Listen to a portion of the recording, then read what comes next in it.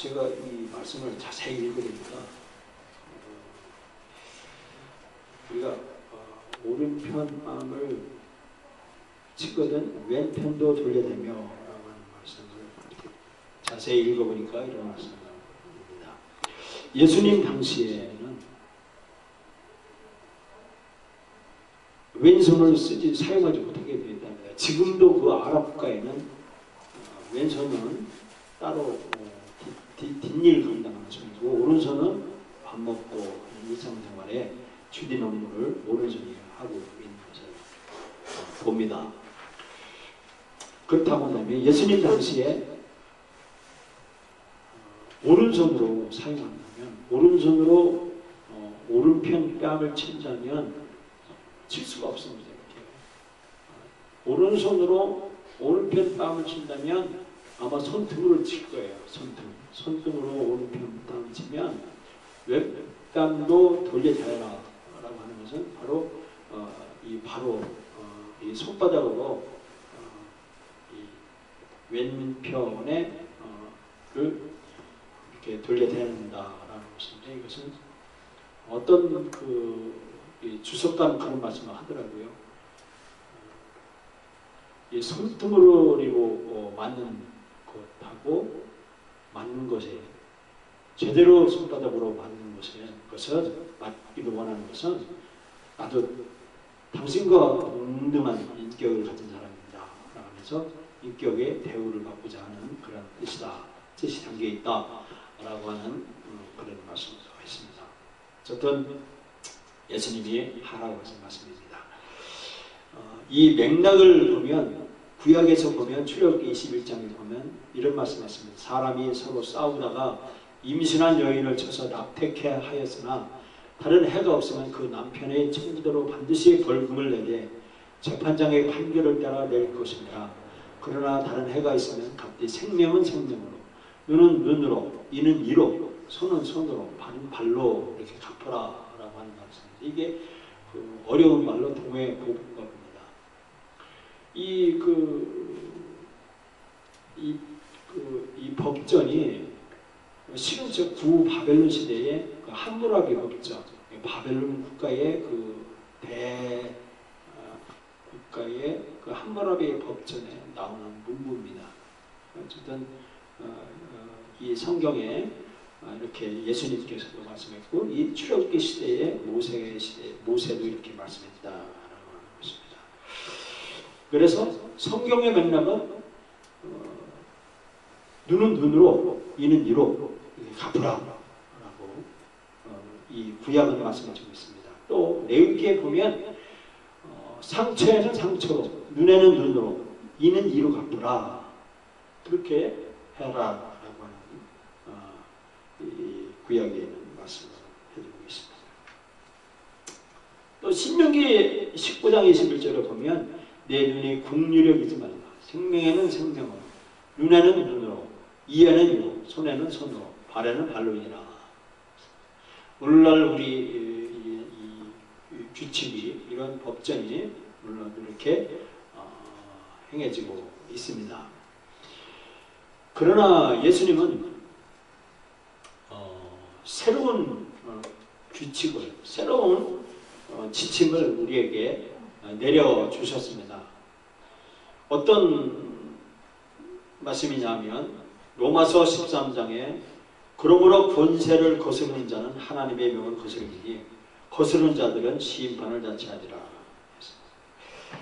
예수님의 새로운 지침은 뭐냐면 잘못한 사람의 초점을 두고 잘못을 지적하면 이 부부싸움 나요. 친구와의 우정이 깨집니다. 잘못한 것을 인정하기를 싫어하기 때문에 그렇습니다. 근데 상대방은 잘못을 그것에 지적을 하죠. 그래서 보복에 초점을 두는 것보다는 예수님은 그 범죄자를 사랑으로 보여줘야 된다. 사랑을 줘야 된다. 라고 집중하라고 말씀해주고 계십니다.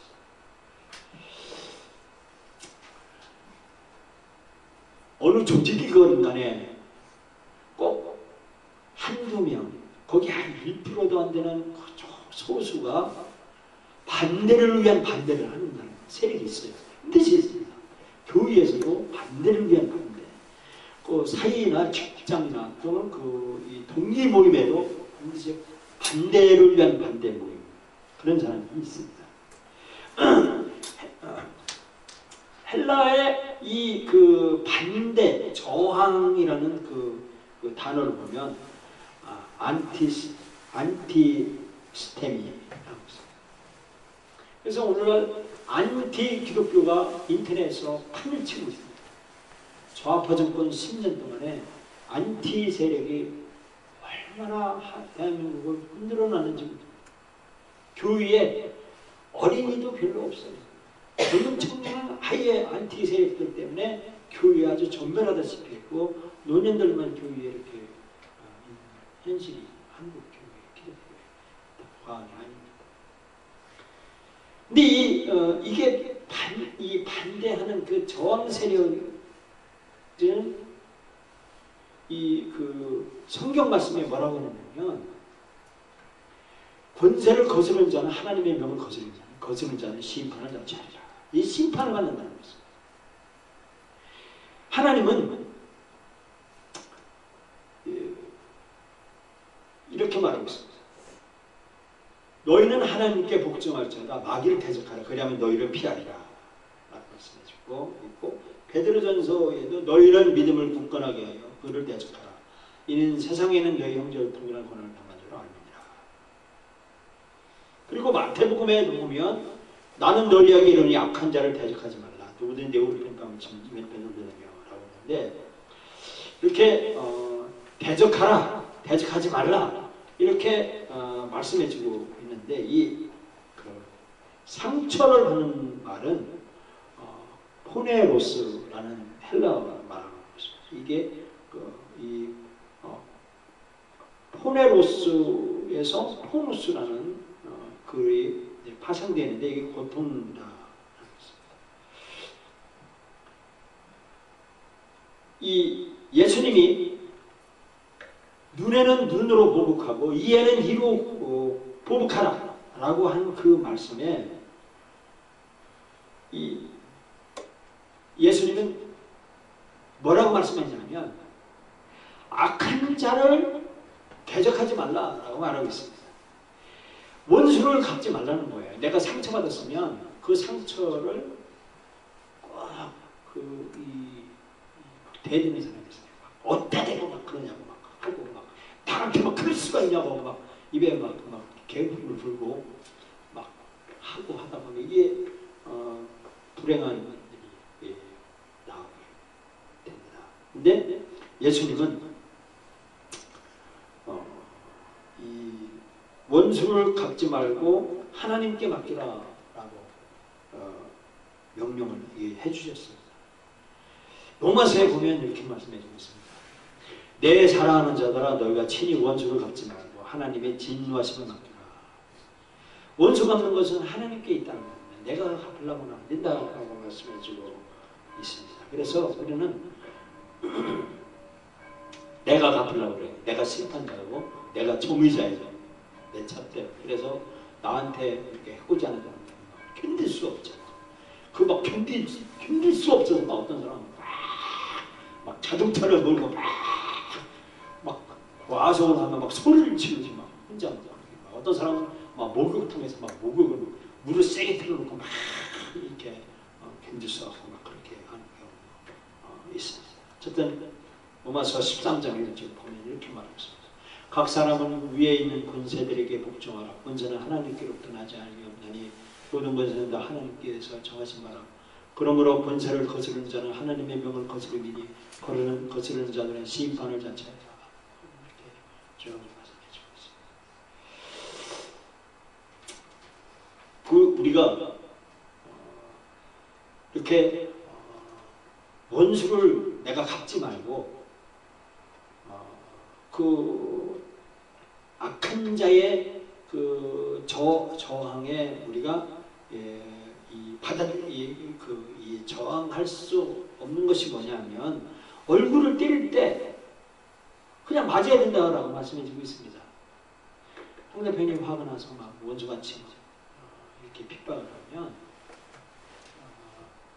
이 뺨을 맞아야 돼요. 맺어야 된다는 것입니다. 이게 이 말씀이 누구냐, 어떤 말씀이냐면 미가야가 당신 망해요. 이스라엘 백성들 망합니다. 이게 아마 BC 번이나 10번 정도 될 것 같아요. 이게 이 미가야 전사가 시드기야 왕한테 가서 막 망하니까 빨리 하나님 말씀 들으세요 하니까 그러니까 시드기야가 와가지고 막 어찌 감히 왕한테 이렇게 되느냐고 뺨을 때립니다.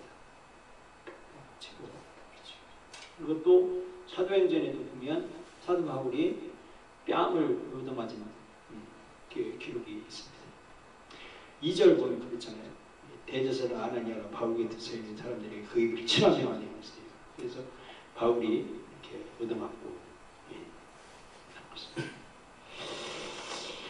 이렇게 보험사에 사도 바울이 하나님을 경외하는 양심을 따라 하는데도 이렇게 얻어맞았어요.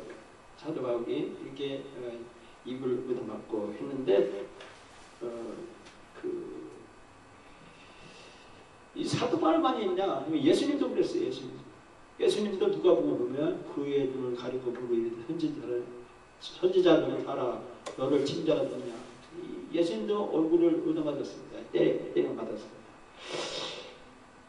우리는 예수님의 명령, 예수님의 말씀하신 것을 그 예수님의 목표인 그 말씀하신 그 고통을 경험하고 그 얼굴 때림 맞은 것을 하나님의 사랑으로 표시하기 위한 응답이거든요. 또 얼굴을 때릴 때 맞으라 이게 어쩔 수 이렇게 맞았습니다. 우리가 그렇게 하라는 겁니다. 사랑의 응답으로 우리가 해야 된다.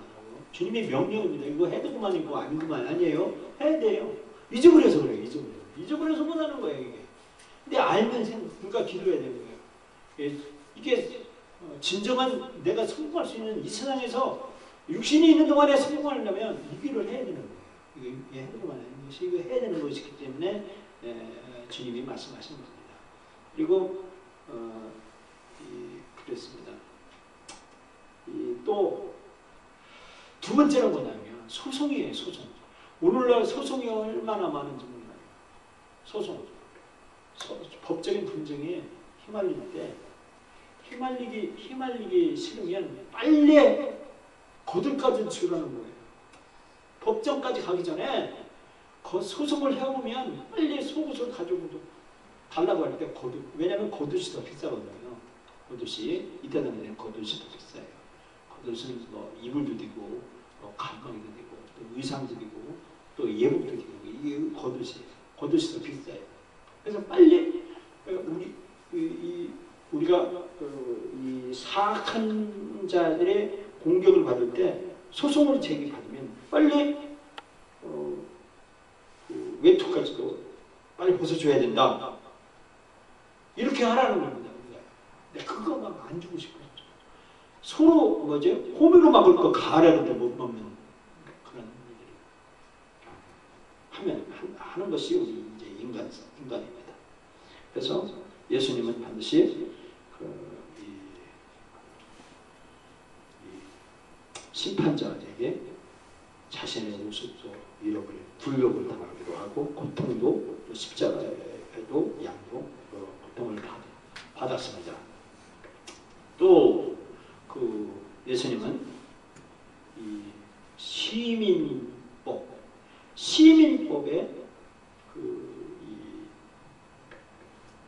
라고 말하고 있습니다. 여기 소송에 대해서 보겠습니다. 네가 출애굽기 22장 보면 네가 만일 너와 함께 내 백성 중에 가난한 자에게 돈을 묶어주면 너는 그에게 채권과 같이 말라. 이자를 받지 말 것이며 네가 만일 이웃의 옷을 전당잡고다 해가 지기 전에 그들에게 돌려보내라. 그것이 유일한 옷이라. 그것이 그의 알몸을 가릴 것인즉 그가 무엇을 입고 자기느냐. 그가 내게 부르짖으면 내가 들리니 나는 자비를 드리리라. 같이 소송을 할 때 빨리 이 소송을 더 큰 소송에 번지지 않도록 빨리 거듭까지 갖다 주어라라고 해라고 하는 그 명령입니다. 그리고 이 시민법에 대해서 말씀해 주고 있습니다. 예수님 당시에는 로마의 속국이었어요. 우리 일제 36년 때처럼 일본 순사들이 우리 국민들을 막 노역을 시켰죠.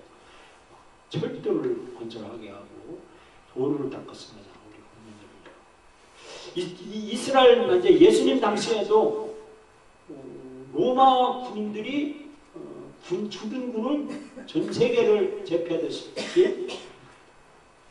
로마 군인이 이동할 때는 그 지역에 있는 국민들이, 그러니까 백성들이, 이스라엘 민족들이 오리를 의무적으로 갖게 되어 있어요. 오리가 1000걸음 정도랍니다. 1.6km 정도라는 것입니다.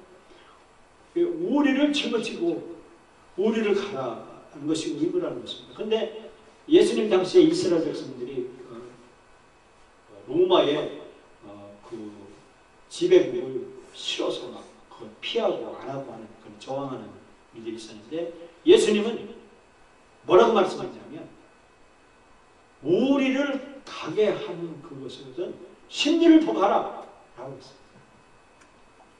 예수님의 명령입니다. 오늘 우리는요 세금 내기도 싫고 막 세금도 안 나르고 막 하고 막 바닥바닥하고 세금 막 폭탄을 하는 그런 경우가 있는데 세금 내는 거 빨리 내라는 겁니다. 이 시민법을 예수님은 순종 이게 명령을 따르는데 그거보다 더 심리를 더 가라 라고 말씀해 주고 있는 것입니다. 그래서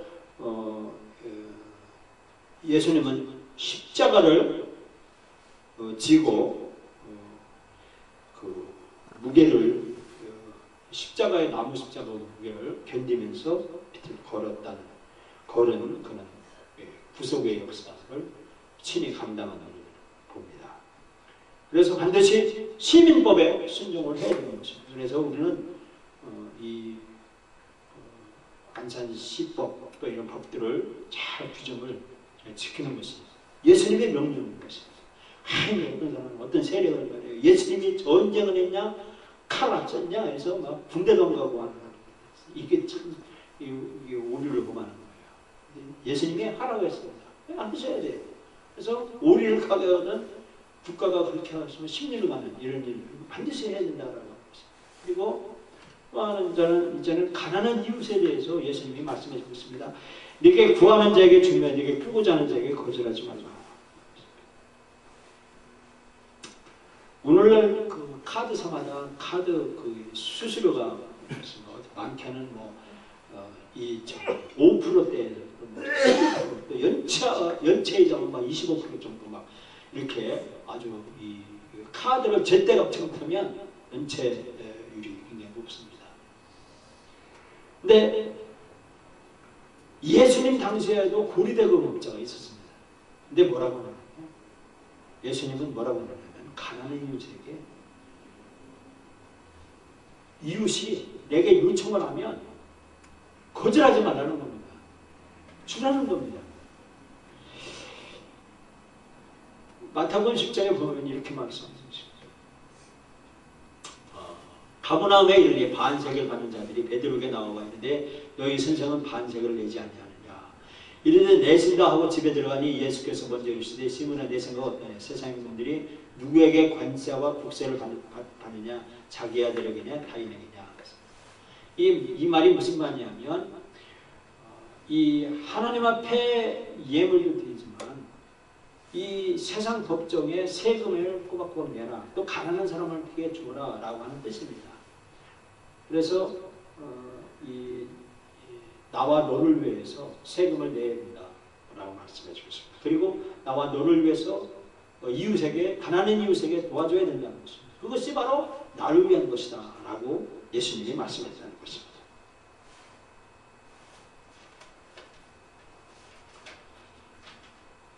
예수님이 아까 말했죠. 이 심리를 가라 라고 하는 그 말씀이 무슨 말씀이냐 하면 무엇이든지 우리가 가지고 있는 재물을 투자한 곳에 거기에 마음이 있습니다.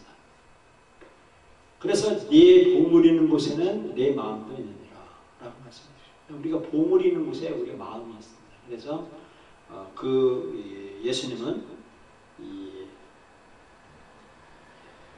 이렇게 처음에 뭐죠? 뺨을 돌려대라.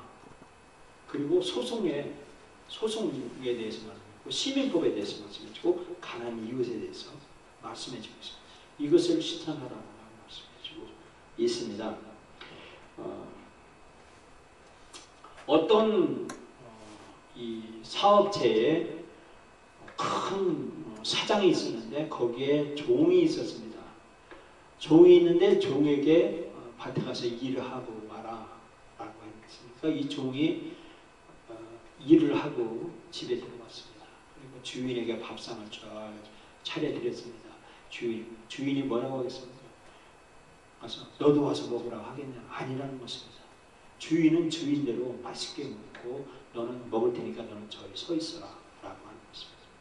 그것이 그렇게 하고 이 종은 나는 명령받은 후에 다 행하겠습니다. 나는 무익한 종입니다 라고 하는 것이 당연하다는 것입니다.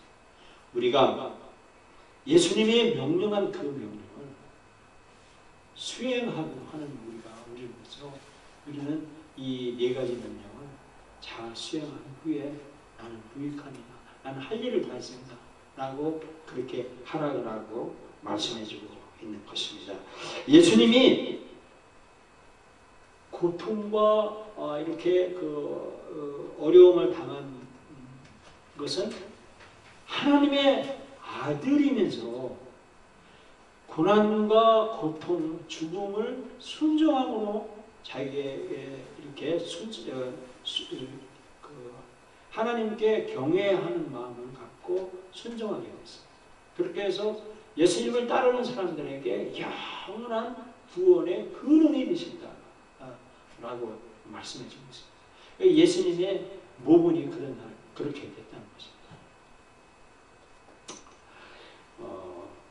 이 하나님은 그 이스라엘 국가들의 이스라엘 국가를 아브람 시대입니다.